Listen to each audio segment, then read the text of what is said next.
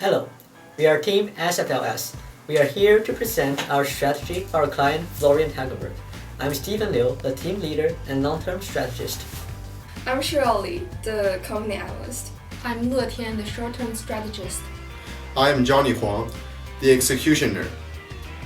Hi, I'm Sammy Shang, the relationship manager. I'm Patrick Pan, the long-term strategist. First, we will give a portfolio overview. We built a well-diversified portfolio of 30 stocks with a holding period return of 3.41%. We employ an in-house ESG rating system and achieved equal allocation between growth, value, and blend stocks. Our client is Florian Hagenbusch, an angel investor and entrepreneur, graduated from Wharton with a cosmopolitan worldview. We analyze our client from three perspectives: timeline, risk tolerance, and specific requirements. Timeline. Mr. Hagenbusch's long-term financial goals are to pursue entrepreneurial opportunities and to support his children's education and his own retiring. His short-term goal is to maintain a stable cash flow and invest in a football club. Based on these situations, we divide our portfolio into two parts, 90% long-term and 10% short-term. Risk tolerance. Our client is willing to take risks. However, considering the already high stakes undertaken by Mr. Hagenbusch, our team designed a portfolio with geographical diversity and a blend of growth and value stocks to moderate the risks. Specific requirements. Mr. Hagenbusch required 20% of his portfolio to include companies that align with his values and contribute to the society in positive ways. This requirement is reflected and fulfilled by our team and will be later explained later. In general, diversity and positive social impact are Mr. Hagenbusch's requirements for his portfolio. The two objectives serve as the guiding principles of our team when building the long-term portfolio. To ensure diversity, we will employ rigid classification, segmenting stocks into well-defined groups, and choose the best in-class companies. To ensure positive social impact, we develop our in-house ESG rating system and use it to decide the final winner in each group. It is our conviction that the high ESG score is the most potent indicator of a company's long-term growth. Here are the specific procedures for our long-term portfolio construction. First, we conduct a global macroeconomic study. Considering COVID-19's impact on the U.S. economy, a declining consumer sentiment, and a monetary easing policy by the Federal Reserve, we deem the recent aggressive rallies into the stock market as temporary. We believe the U.S. stock market in general is overvalued, attributable to the tech stocks that benefited from the pandemic. To reduce such risks, we overweight in non-U.S. markets exhibiting strong growth potential after the pandemic, such as India and China. The second step is sector analysis. We give each of the 9 sectors a rating using Pastel model. Based on these ratings, we choose 7 out of the 9 given sectors, negating the utility and material sectors. As healthcare and technology sectors each scores a high rating, we are accordingly overweighting them. After sector analysis, we apply a filtering system to eliminate undesired stocks beset by the problems of low operating efficiency, low returns on assets and invested capital, low growth potential, and overvaluation. These stocks are excluded from our portfolio by our filters. While we have general filters applying to all stocks, we also take into account the fact that companies of different equity styles have different features. Consequently, growth companies and value companies should be assessed by different standards. With that in mind, we designed a specific filtering system for value stocks and growth stocks. As to blend stocks, they are considered passing the test if they can survive either filtering system. To make sure our filters are neither too strict nor too loose, so that an appropriate number of stocks are eligible for further selection, we draw a 75 percentile line for each filter. The whole filter systems are shown here. Apart from quantitative filters, we also employ qualitative ones. Since social contribution is one of our clients' requirements, we exclude all companies within industries not beneficial to the society. The tobacco industry and non-renewable energy industry are 2 examples. Companies within these industries are not considered for our portfolio. Eventually, 150 stocks in the list survive our filtering process for further assessment. As mentioned previously, we classify stocks into small groups and choose the best-in-class ones. The process of classification can be regarded as a path with numerous crossroads. Here, we take a stock in our final portfolio, the Walt Disney, as an example to illustrate the selection. DIS first encounters the crossroads of industry. It takes the path of consumer discretionary and walks on. Thereafter, DIS successfully meets the crossroads of equity style and location. Eventually, it reaches its destination, large blend companies located in North America within the consumer discretionary sector.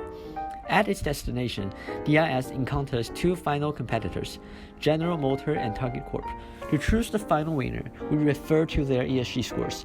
Companies' ESG scores are given on numerous websites.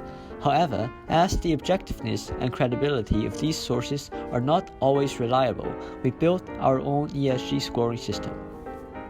We believe that ESG, which stands for Environmental, Social, and Governance Ratio, is a great measure to predict a company's long-term success. Therefore, it became a key part of our final selection procedure. We've also developed our own ESG rating scheme. The Walt Disney Company is one of the companies in our top ESG rank. I'll use the environmental score to display our rating process. For the environmental score, we divided it into 4 parts: climate change, renewable electricity, disposal of waste, and wildlife conservation. For climate change, Disney operated with 50% renewable energy. Although the greenhouse emission is still relatively high, we think it's a great improvement and gave it a 4. For disposal of waste, although they expected to achieve 40% waste reduction, it still produced as much as 24,000 tons of solid waste in solid parks, and this figure does not even include its other branches, hence we gave it a 3. Moving on to wildlife conservation, Disney has made some spectacular achievements. It donated $100 million to support non-profit environmental organizations and gathered over 80 experts for the Lion Footprint Forum, which look holistically and collaboratively at gaps in lion and lion landscape conservation. We researched thoroughly for social and governance scores by applying the same procedure. Finally, by calculating the average, Disney got a score of 85.25 and became one of our final choices. It outperformed Target Corporation and General Motors, which had a score of 72.25 and 66.67. With the list of 36 finally chosen stocks, we need to allocate weights to each stock. The objective is to create an optimal portfolio with specific constraints. We use the optimizer package in R to find the best weighting scheme for our portfolio. We seek to find a portfolio with the highest Sharpe ratio on the efficient frontier, and it has to fulfill the following criteria. The maximum weight of each stock is 5%, the minimum weight is 2%, and the maximum weights of US stocks should not exceed 35%. The graph below shows the code we used and the generated results. Florence specifically required 20% of his portfolio to contribute to society in positive ways. As the team adopts ESG rating as the final and most crucial part for selecting stocks, all companies in our portfolio somehow meet our client's requirements. From a client's social media, we found out that he demonstrated special concern for COVID-19. Hence, for the 20% part, we select companies in our portfolio with the highest ESG scores, as well as healthcare companies who play fundamental roles in developing vaccines for COVID-19. This pie chart represents 20% of the portfolio allocation, and respectively, the companies are Microsoft, Regeneron, Merck, Pearson, and Amgen. For the short-term investment, we focus on making quick profits and maintaining the liquidity of assets. Thus, we apply an earnings surprise strategy to the $10,000 short-term investment capital. The earnings surprise is the difference between the company's projected earnings and the actual earnings released in the quarterly financial report. In the short term, stock price reacts sharply to the earnings surprise. A positive earnings surprise usually leads to short-term growth in stock price. After examining historical data, we come to 2 conclusions. 1. Earnings surprise greater than 40% on average generate considerable returns, usually more than 10% within 3 days after the earnings release. 2. Earnings surprise has negligible impact on companies in the financial sector. Based on these observations, we decide that if a company has an earnings surprise over 40%, we will buy stock and sell it in 3 days. Also, companies in the financial sector are not considered in terms of the short-term strategy. We execute our short-term strategy for 3 companies, and the results are given here on the PowerPoint.